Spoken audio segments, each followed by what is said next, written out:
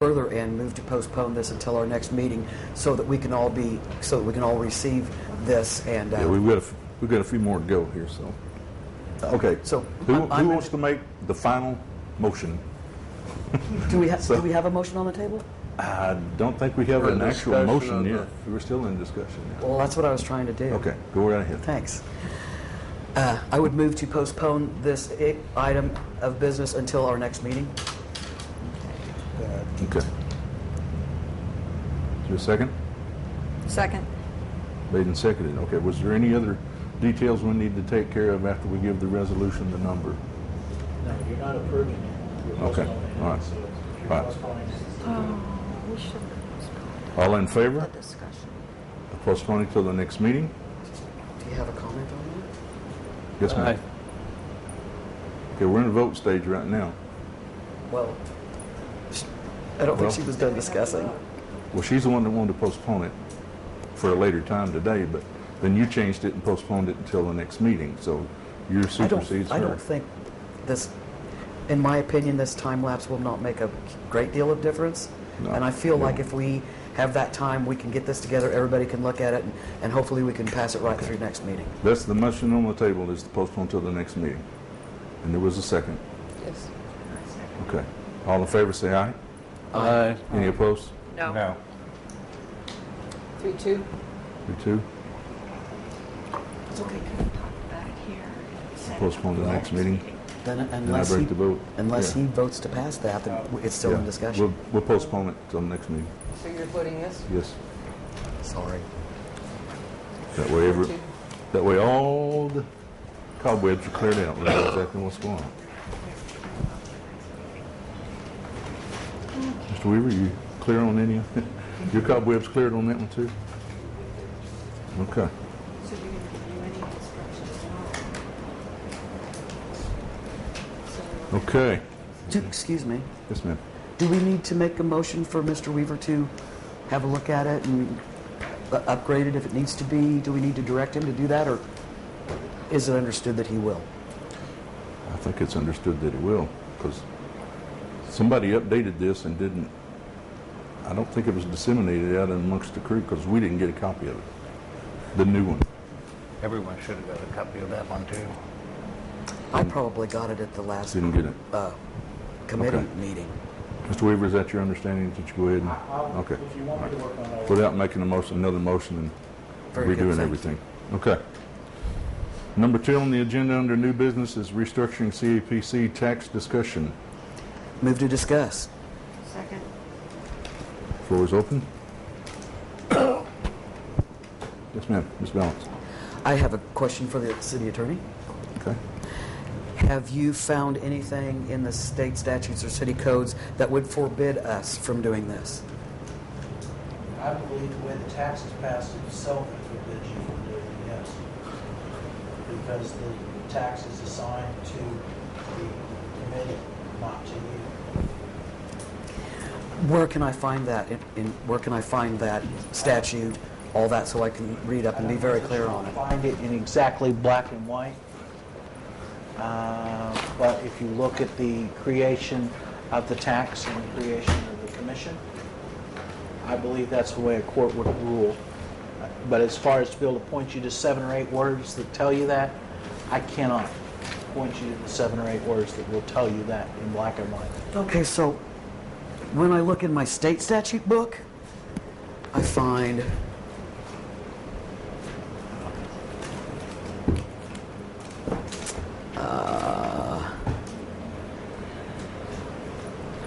subchapter 6. It's here in 2675-601 through 2675-606. Are we looking at the section that is subchapter 6, Advertising and Promotion Commission Act? Is that the literature I want to be reading? That would be a portion of it. Okay, is there anything else in this book that tells us about the CAPC, how it's set up, how those funds may be apportioned? Because I know it says in here, like, some of the money could be used for, like, parks. Some of the money can be used for benches, it can be used for sidewalks, all sorts of things that would be good for tourism, for people coming to town.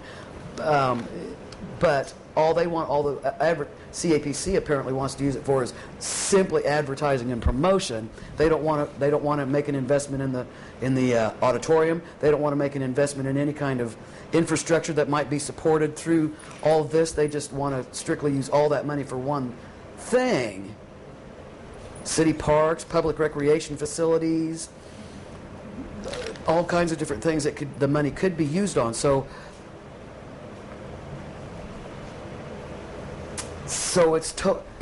I'll read through this again. Is there any other references that I could look up to try to understand? I think you need to look at the ordinances that created the tax and the commission. The enabling ordinances in the city codes? Yes. All right. I have been reading those. And I think you will find that the tax is created and they are given the authority when you look at the whole picture. Yes, originally a tax could have probably been used in a different manner, but the way it's set up, you'd have to destroy the whole structure, I think, to start over. Have to destroy the whole structure. Okay, would there be any chance of lowering the tax rate? How long is the tax rate?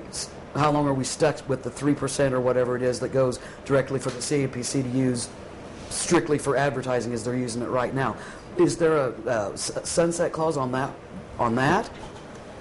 Can we revote that tax? Can we revote and say, we want the people to only pay 1%, or the tourist lodgings and the restaurants to only pay 1% tax to the CAPC, or only 2% tax to the CAPC, and then that might free up some tax.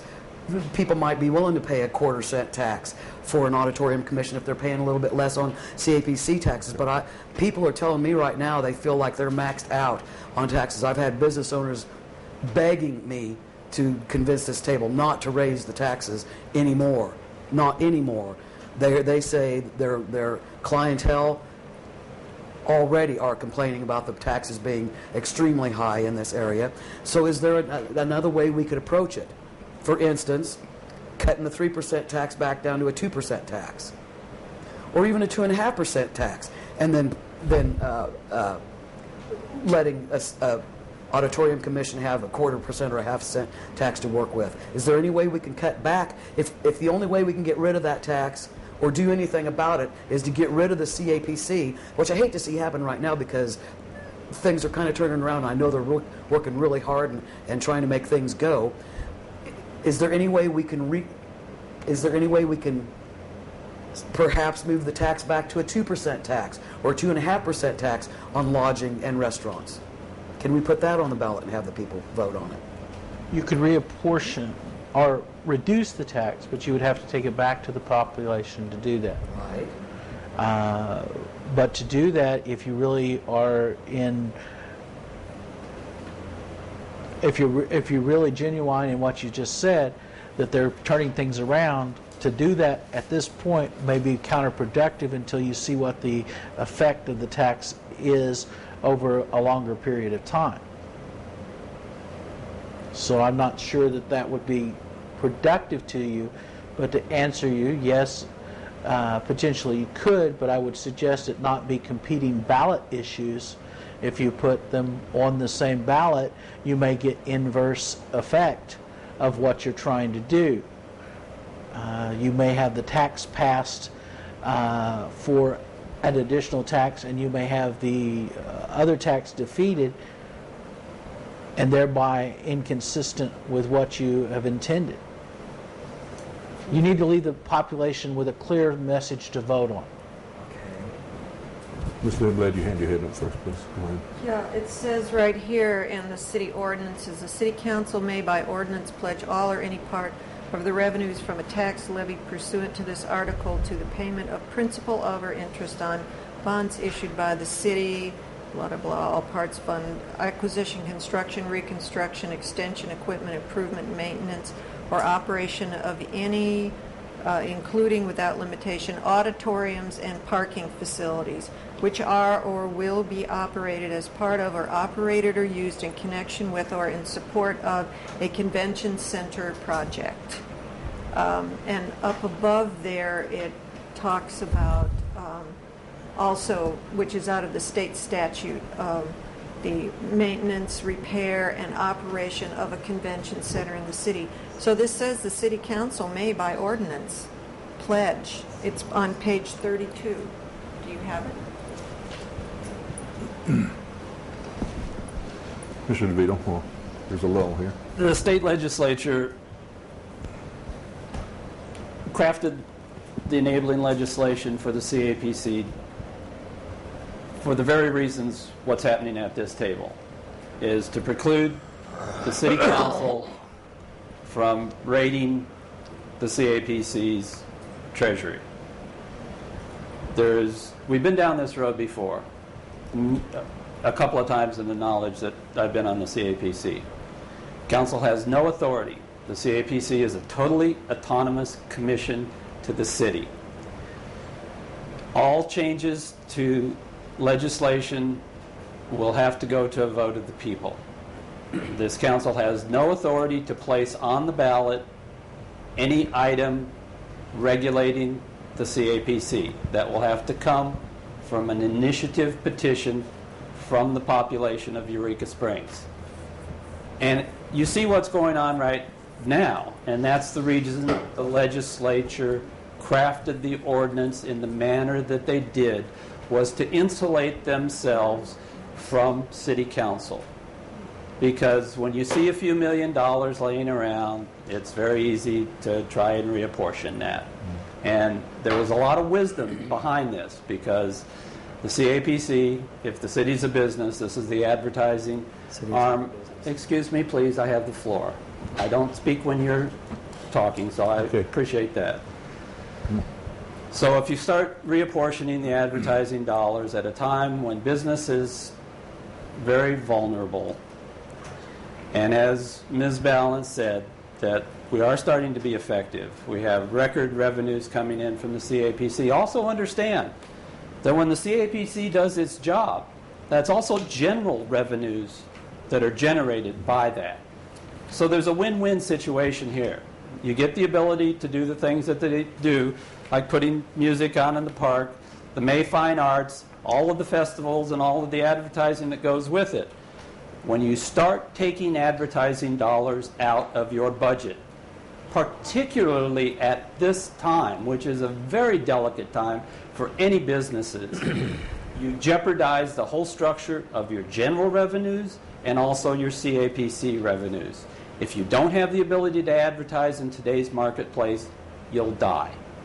There's more competition today than there has ever been for the tourism dollar in America.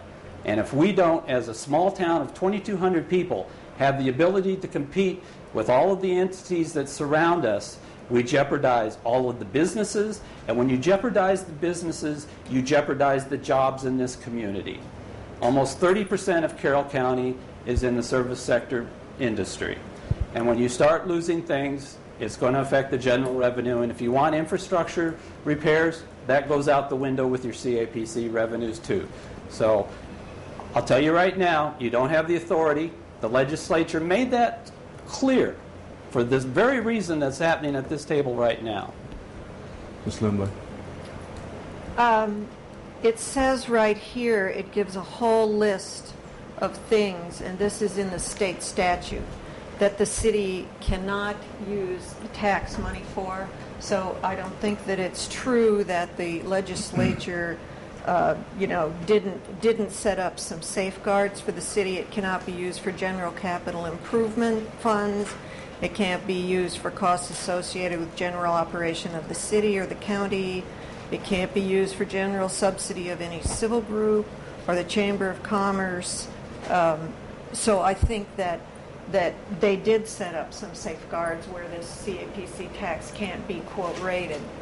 But when we're talking about the auditorium is and always has been the jewel in the crown of Eureka Springs.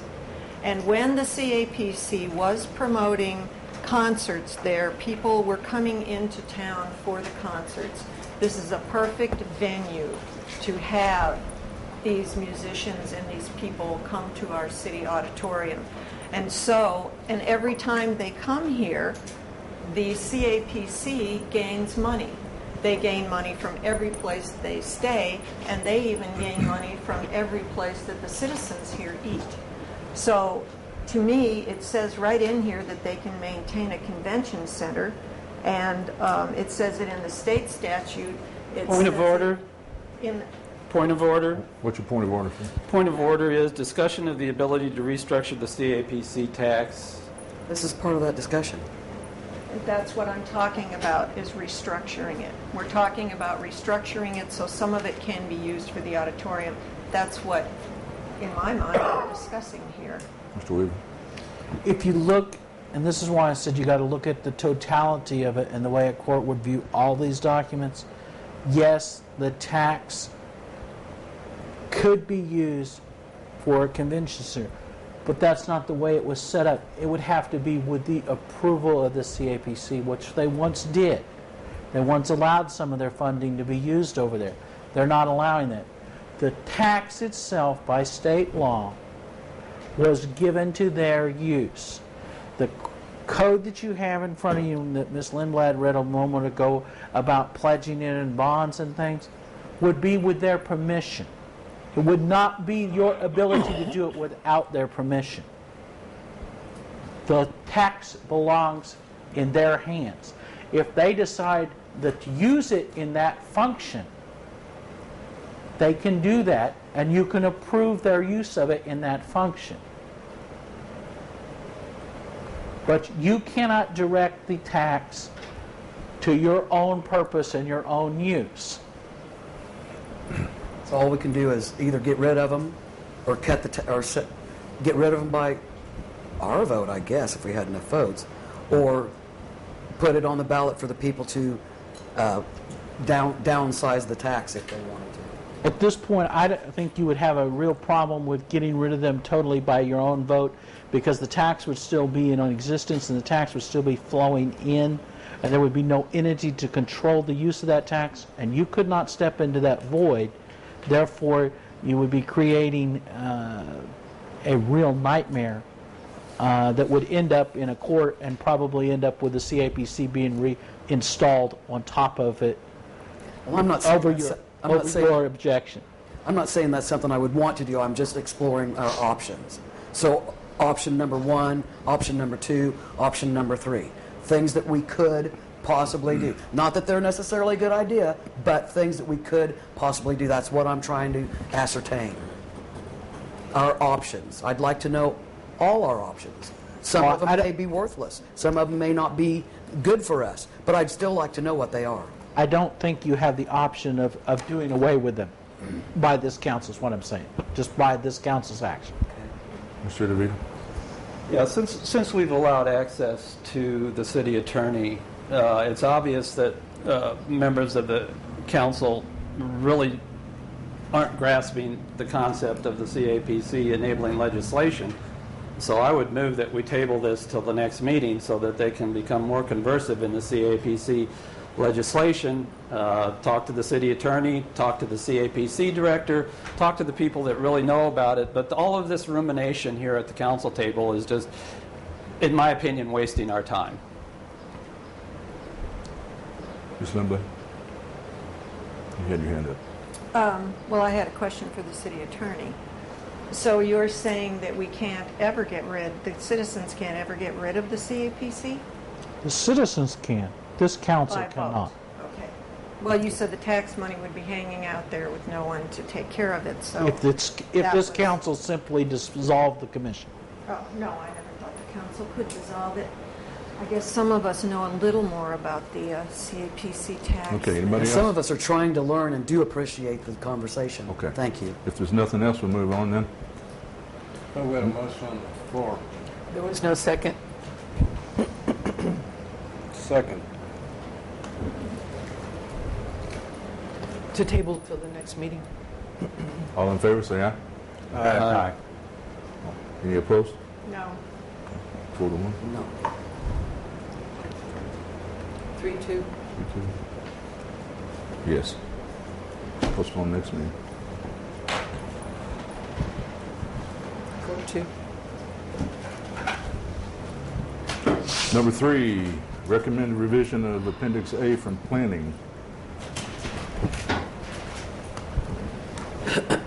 Motion to discuss? So moved. Second. Made and seconded. Beverly, you have the floor. And the Planning Commission has been working since November, going through everything that's in your code book that is legally non-conforming. And we gave you,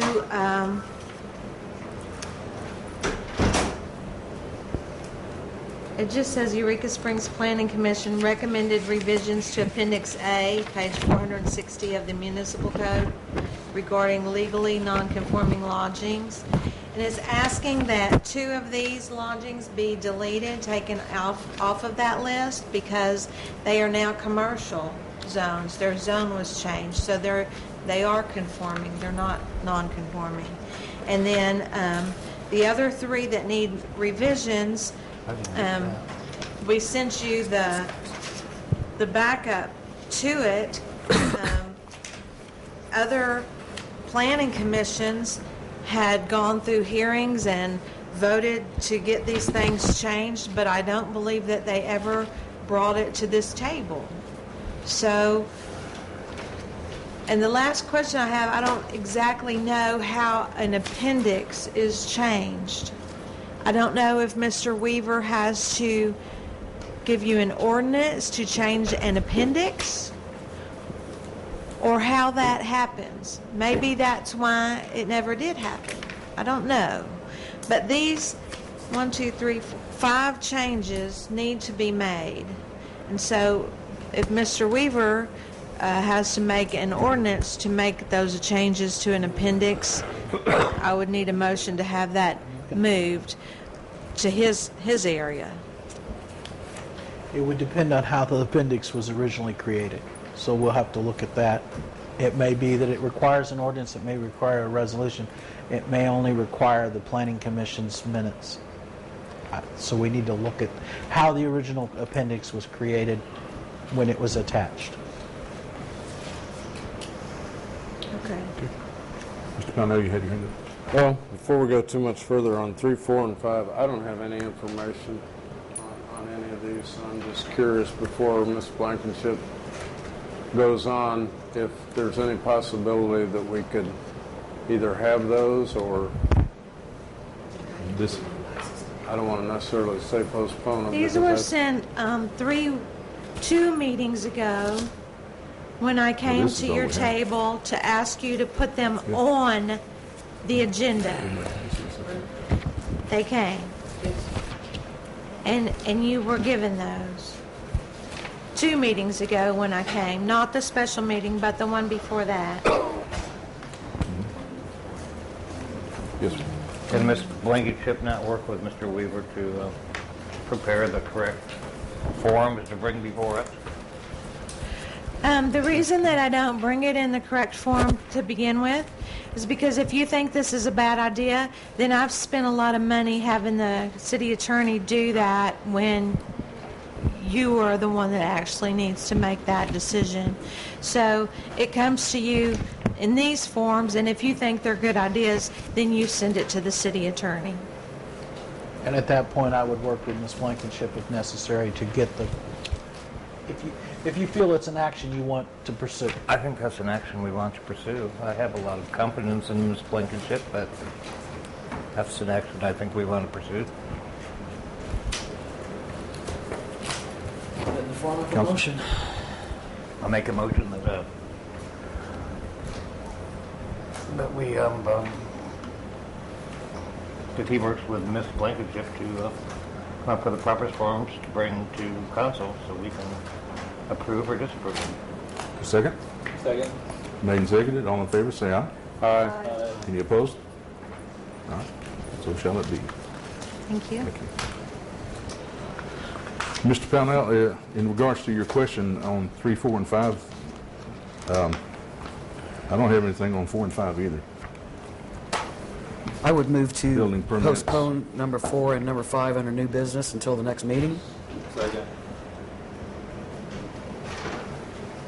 I don't think we have any paperwork at all unless you've got them there.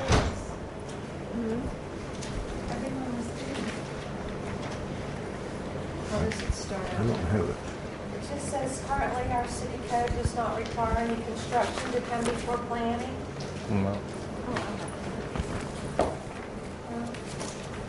I don't have it.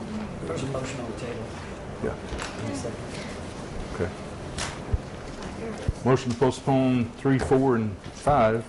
Could you do it to, Oops. not the next meeting, but the next one? I'm going to be out of town at your next meeting. That would be July the 23rd, maybe? I would Ninth. amend that motion to postpone numbers 4 and 5 until the first meeting in July. Any further discussion? Second on that motion. Okay. All in favor, say aye. Aye. Aye. Any opposed? Aye. Okay. Postpone. Postpone. We'll have a full agenda next time.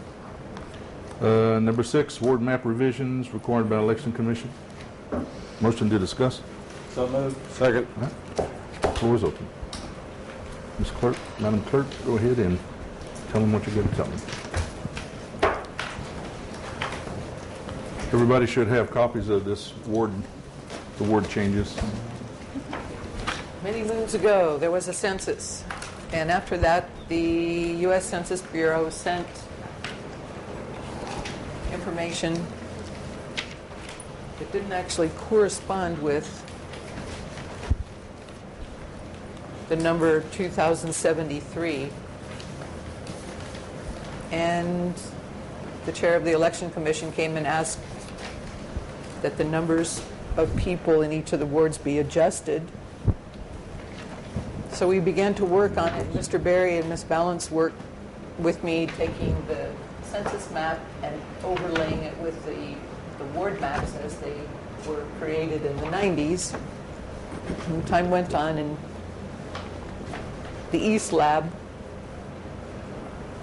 the help of the East Lab students was enlisted to digitize progress. So what we ended up coming up with, and I was really hoping that the lead student would have been here this evening to explain what it took to do this, but I'm just going to hold it up briefly. And this is the digitized version that they created with primary streets, thank you, Nathan, penciled in here. But the gentleman didn't make it, so here's their product, and you're welcome to come and check it out in the clerk's office. Then the other, thank you, and then they checked my work on taking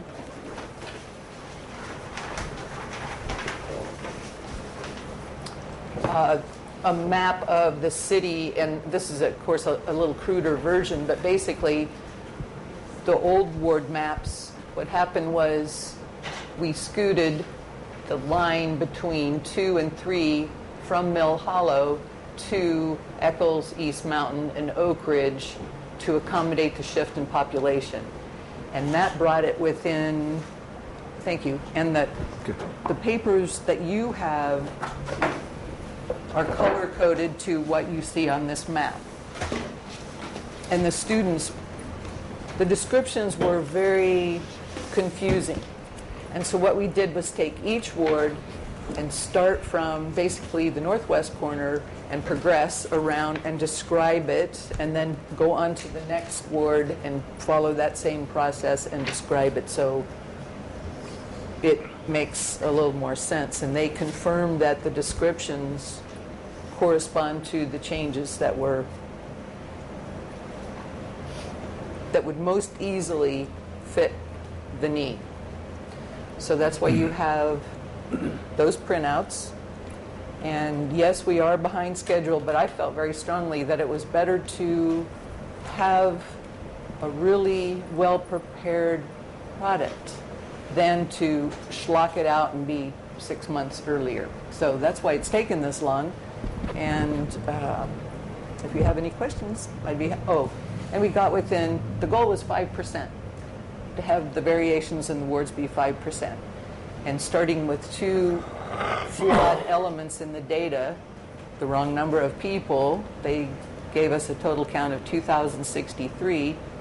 And by virtue of the fact that the census is dealing with the number of people, not the number of voters, we still came within 2.9%, and 5% was our goal, 5% variation. So there's that one. So. Questions? How close to the final map end up being to what we had initially talked about? It is the one we initially talked about. Excellent. There was one little oddity on the census map that didn't correspond to the actual reality. So that was just eliminated. We just ignored that. It was 11 people. So. Mr. Pownall? I have two questions. Number one, I'd like the city attorney to address the comment that was made during public comments that we've been in violation of the law ever since the census was done. I think that's a little bit of a strong statement. The second part goes along with that, is that the only thing that this does, in my understanding and my research, is it determines who may or may not run for council. It doesn't affect us voting-wise because we don't vote by wards.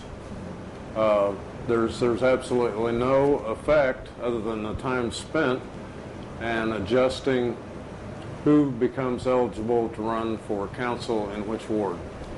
And if I'm wrong, I stand corrected, but I really take offense to the comment that was made earlier that we've been in violation of the law unless the city attorney concurs with what was said. I don't know of an actual deadline. Yes, there probably is a deadline when it needs to be done by, to state that you are committing a felony or a misdemeanor by not having it done. I think that may be an overstatement at this point.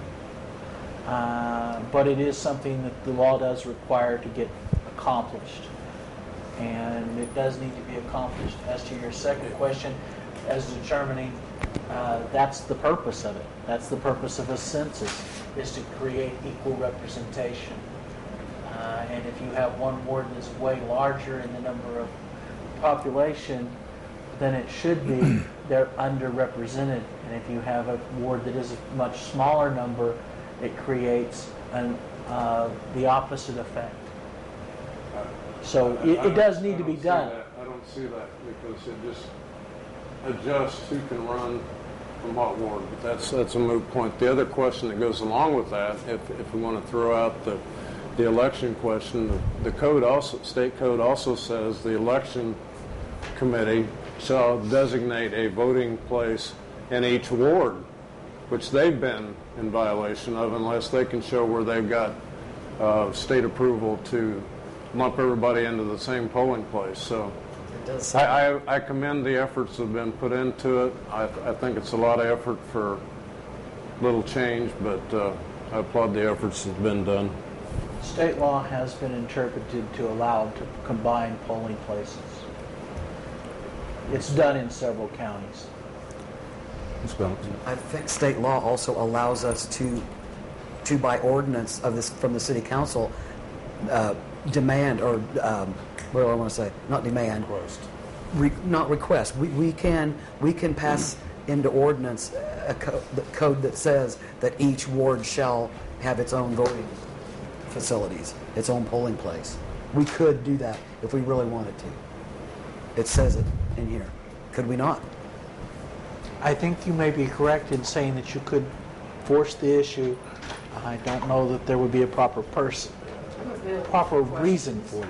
I'm just saying we could. It's an option. There's not going to be any questions. $7,000 in election. Point of order. Point of order. There's not going to be any questions. For Utah. Point of order. Ma'am? Point of order. Yes, sir. What's our next step? Are we going to request the city attorney to come up with an ordinance adjusting the It's up to the council. Whenever the council makes a motion and it's voted on. Is that your goal, Madam Clerk?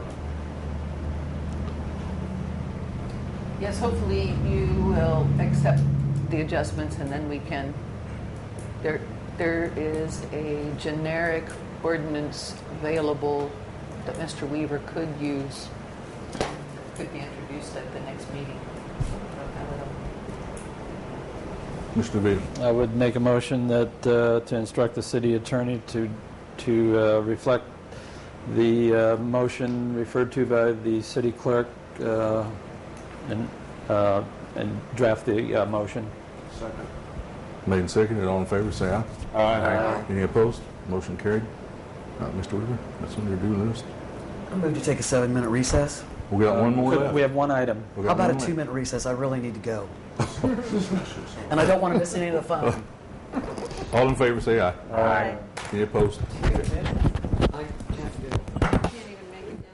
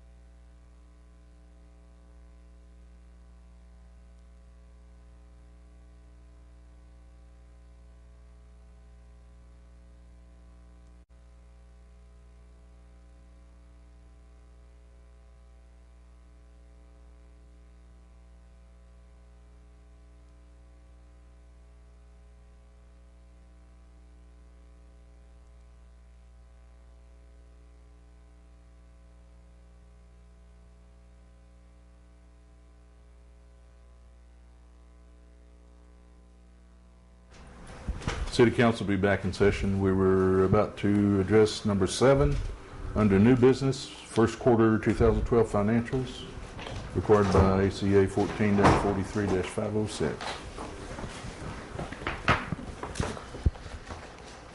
Okay, each, Motion to discuss.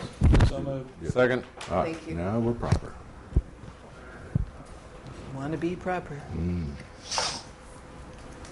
Okay, as time goes on, things are getting refined a little bit, and there's less mounds to bring you. But as with the last, you have, this is a copy of all the bank balances. I think there are 32 accounts, 41 accounts. So that's this. Here is the payroll account, clearing account, which is everything other than payroll. The quarterly, which is what you just received recently with all the receipts and disbursements. And this is the cash receipt summary, all checks, and the debt service. This lives in the finance director's office, but it'll be available for the next day or two if you want to see, compare the debt service schedule. We were looking at the 2007 water and sewer bonds, and that sort of thing is going to be in this book. So all of this will be available for you to review. What you want copies of, I'll be happy to make for you. Any questions? That's it. Okay. No further, then we'll, number 8 is postponed, which moves us into agenda setting. Motion to discuss. Is there a second? Second. Okay. I'll start this off. In your package, you should have a proposed EMS charges for 2012 from Chief Williams, Fire Chief Williams. Please take these and look these over. These are some adjustments. They raised their rates just a little bit. Most of, I believe, if you read this, I think most of it's covered by Medicare, Medicaid. So look these over and we'll put this on the next agenda for discussion. Any further on the agenda setting? Ms. Lindblad? Yeah, I'd like to put an agenda on an item on the agenda discussing changing, since we're working on the wards, looking into changing our voting, or what our options are is to change our voting instead of citywide on council to be ward-wise. Second. Changing voted ward-wise? We nominate ward-wise, we vote city-wise, and I would like for us to look into nominating ward-wise and voting ward-wise. Okay. Anybody else? Okay, second. Okay. That's on. Anybody else? All right. Nobody else? Mr. Pownall? It's not an item, but since you brought up the proposed EMS charges, and it was a little obvious where that one came from, is there any possibility when things are put into our box that are just generic, that at least there be something that identify where it comes from, so if we have any questions prior to the meeting, that we could at least raise those questions to those people? We'll try to get that done for you. This is pretty self-explanatory. Proposed EMS charges. So anything that's not defined, we'll try to do better. Any further? If no further, the agenda setting is over. Next will be council comments. Mr. Berry is out. Ms. Ballance, you're up first. Thank goodness it rained. We sure could use some more. That's all I have tonight. Thank you. Okay. Mr. DeVito. No comment. Ms. Lindblad. Yeah, I still have some reservations about the deer hunt, and I would like any citizens that have reservations about it or comments, as all the people that contacted me, to come to this committee meeting or contact the people who are on the committee for deer hunting, which I don't know who all of those people are, so it would be nice if someone listed who they are. Okay. That's all. That's it. Mr. Pownall. One issue. I have been elected by the people of this fair city to look out for their best interest, and several things have come to my attention, of which I have repeatedly requested information on, discussed at the council table, and had basically circumvented in some cases. And just recently there was a editorial written specifically addressing my intent in regards to addressing the hospital issue as an attempt to close Eureka Springs Hospital. And I would like to go on record, and I'm not only going to answer the editorial, but for the sake of the citizens who think that one of their aldermen is trying to close their hospital, I'd like to clarify that that is an absolutely untrue statement. It's just the fact that when all of a sudden you find out a commission within your city government has over $1 million in the bank and are violating state laws, I think I deserve, and the people deserve, to be able to find and determine what the correct issues are and what the solution to those problems are. So that's all I have to say about it at this time. Mr. Raphael. No comment. Okay. I just have a short list here, which is taken off the CAP website about events that are coming up in June. June the 15th is opening for Opera in the Ozarks at Inspiration Point. June 18th is A.C.A. Music Festival begins. June the 20th is St. Petersburg Quartet at 7:30 at the auditorium. June the 21st, EUREKA Trio at 7:30 at the auditorium. June the 22nd is the St. Benedict Retreat, 10 a.m. to 5 p.m. at Little Portion Retreat. June the 22nd through the 23rd is the Charity Horse Show at the Carroll County Fairgrounds. That's all I have. Motion. Yes. Would you please list the commissioners on the deer hunting, because you're the one that knows them and I don't. Yes, it will be, I'm on the committee. Chief Hyde is the chairman of the committee.